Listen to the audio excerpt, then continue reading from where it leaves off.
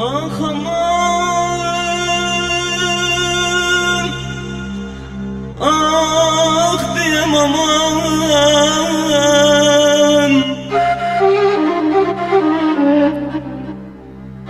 Göksüme şançer saplasa, saplansa,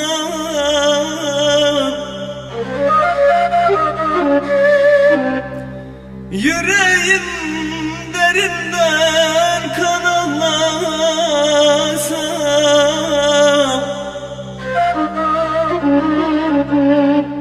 kalbim hasretinle yanıp tutuşsa,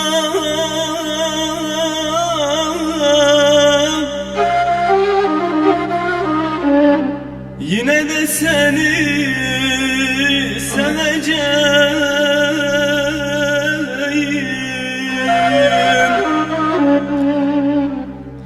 Kalbim hasretinle yanıp tutuşsa,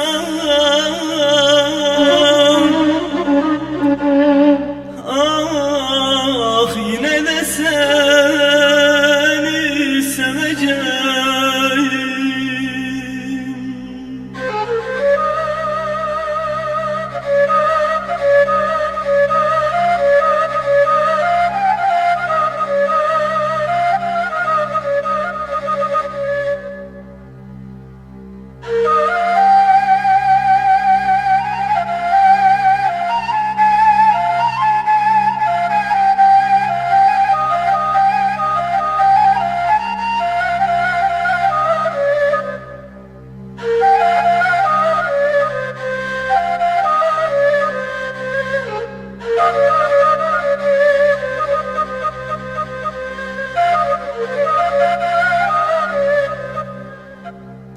Of aman, aman, aman, aman.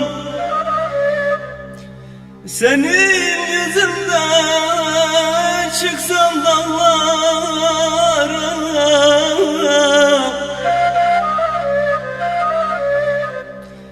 hasretinle deli olup düşsem yollara.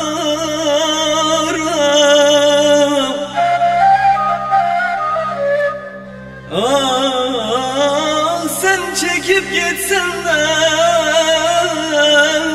başka kollara, yine de seni seveceğim. Sen çekip gitsen de başka kollara,